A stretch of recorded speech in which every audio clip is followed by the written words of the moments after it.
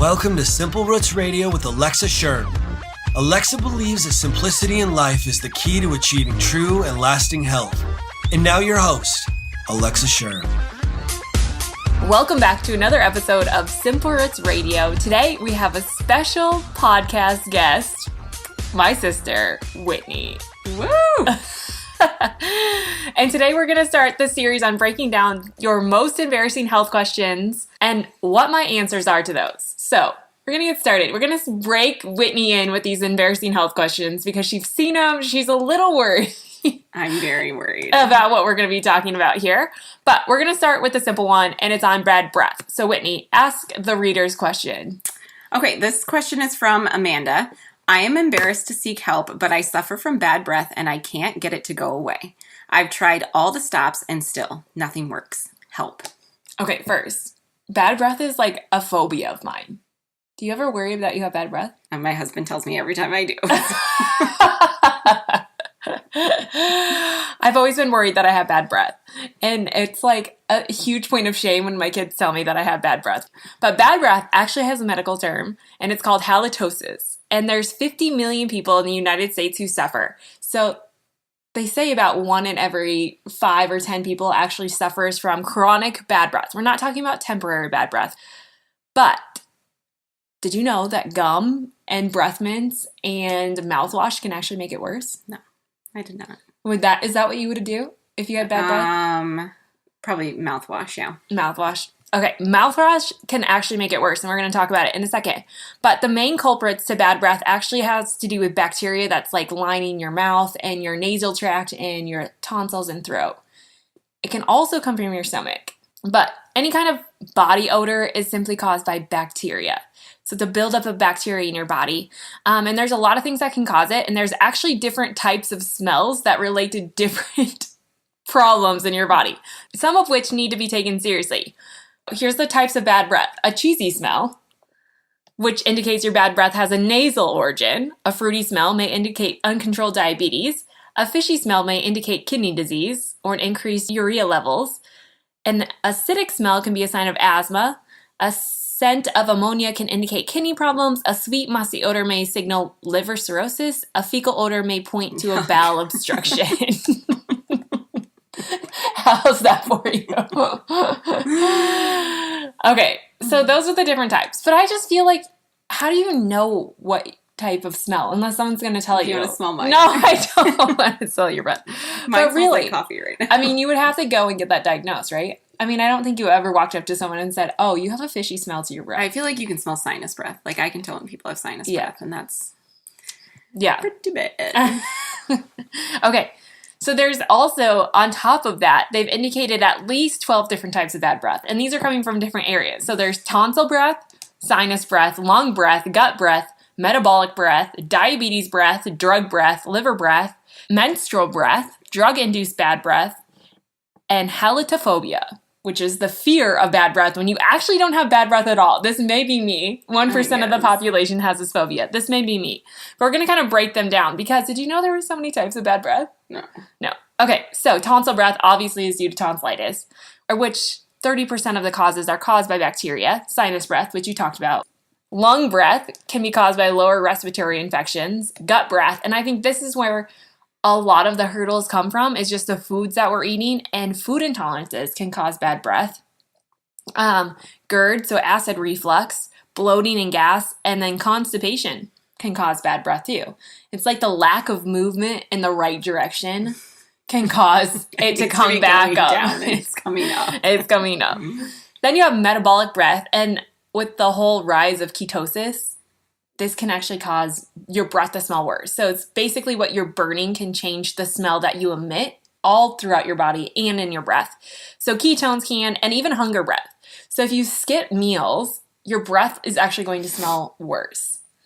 So you need to be eating to help your body to use the right amount of bacteria, but skipping meals reduces saliva. What you're going to find in all of these is that a reduction in saliva can be one of the leading culprits in bad breath because saliva helps to reduce the amount of bacteria there. So people who are like mouth breathers, which I apparently found out at our holistic dentist that I'm a mouth breather. that I don't shut my mouth enough. Stranger Things fans know what mouth breathers are. Right. It's a TV show. You don't watch it. Well, there you go. Tongue scrapers. Tongue scrapers. We're going to talk about that in a second. Okay. But that can help with your oral health, which obviously at the top of all this is oral health that I forgot to mention. It's just poor oral health. Flossing, brushing, tongue scraping. Do you tongue scrape? Yeah. Every day. Do you really? Yeah. I'm surprised by that. Okay, so we have metabolic breath, diabetes breath, which if you have diabetes or uncontrolled diabetes, then you probably have acidosis breath. Drug breath, which is caused by things like smoking and excess alcohol, which both can cause a reduction in saliva. And that's why mouthwash doesn't work, because in mouthwash, it's over 30% alcohol, and the alcohol actually prevents saliva. It kills the bacteria, but it reduces the amount of saliva, and the reduction in saliva causes an increase in bacteria. So that's drug breath. Then we have menstrual breath, and I didn't realize this until I started studying it, but your breath smell will actually change as you're menstruating, and it all has to do with hormonal fluctuations. But researchers indicate that bad breath in women tend to increase before and during their period. Also, again, they found is that they have lower saliva levels during menstruation as well. So interesting. And the more out of whack your hormones are, the worse your breath is going to smell due to that. Then you have drug-induced bad breath. So these would be like prescription drugs and other things. And then, of course, the fear of bad breath.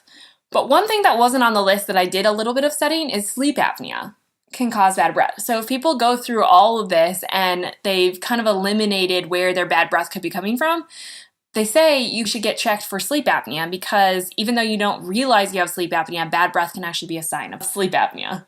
And it's again because, as you guessed it, what have I talked about the whole time? A reduction in saliva, the mouth breathing. You're drying it out. So how do you fix it?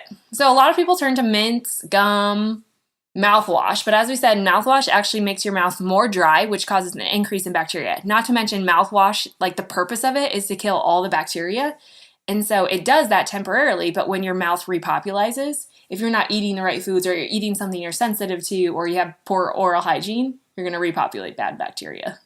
And then other things you can do is fix your gut, recalibrate your immune system, focus on brushing and flossing, try to work on exercises to prevent mouth breathing, which basically being conscious of shutting your mouth. That's all I've learned. Shut your mouth, Alexa. And then foods to watch out for is skip sugar and grains, because what does sugar do? What if I taught you that sugar does? So you want to skip sugar and grains, or try to reduce them, because sugar feeds bacteria. It feeds a lot of things in the body that we don't want.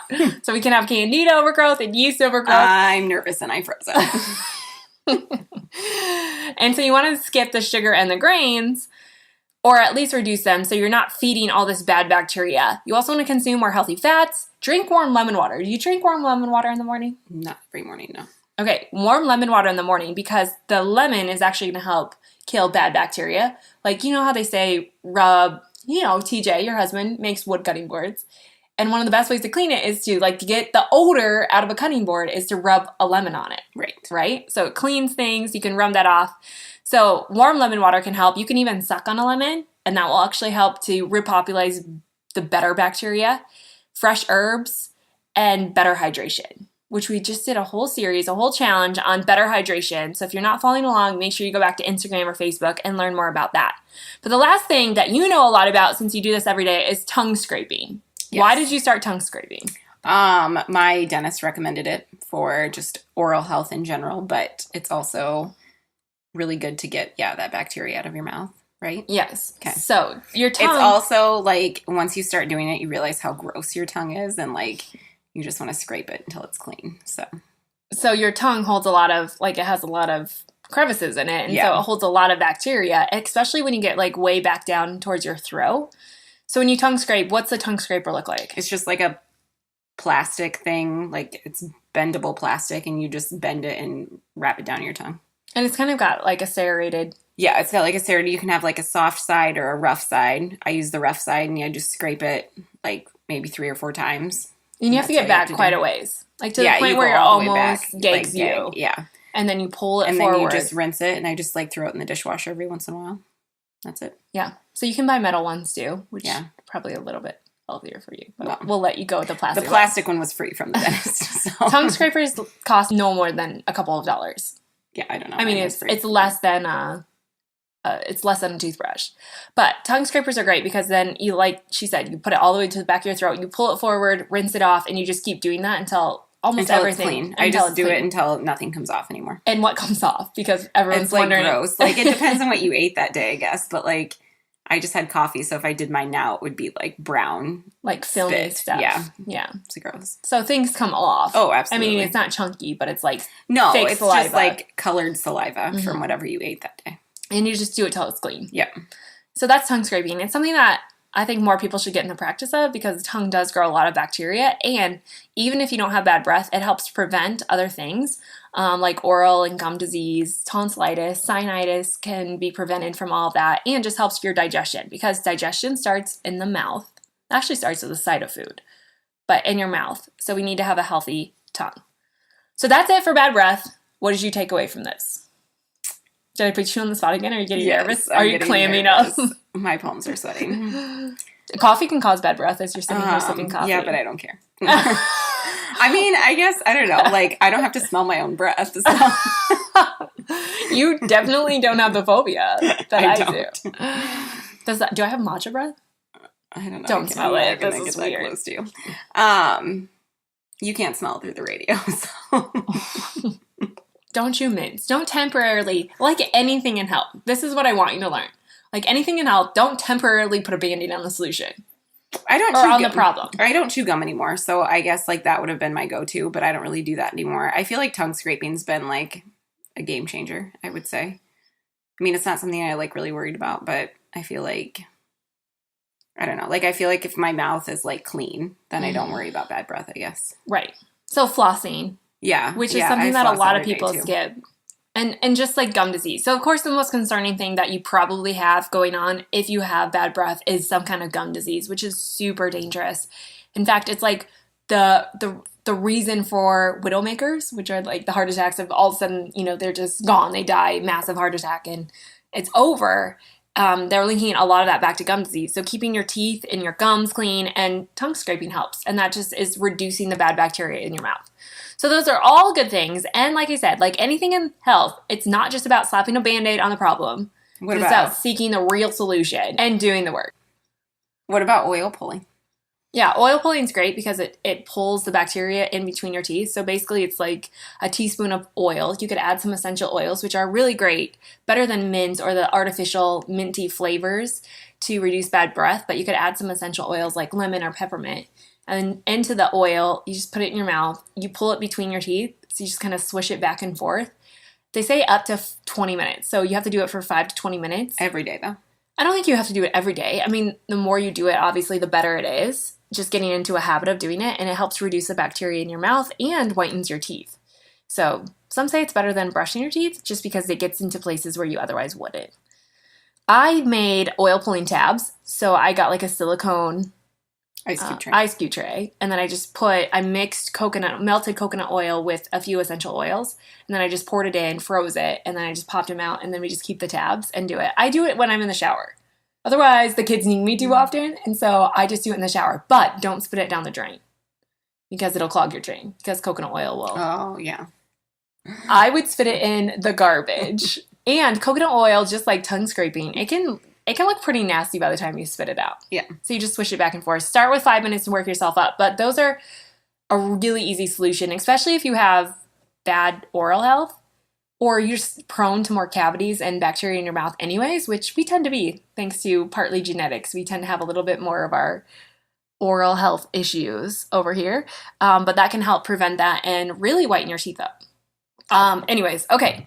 Thank you so much for tuning in to another episode of Simple Roots Radio, this Friday bonus episode of your most embarrassing health questions answered. So now if you're dealing with bad breath, you can learn ways to fix it. But if it's serious enough, you really probably should seek medical help because there are some conditions that cause bad breath that are really serious. So if you're struggling, try some of these out. If it doesn't get better, make sure you seek medical help. Anyways, what? Stay tuned because they're going to get more embarrassing.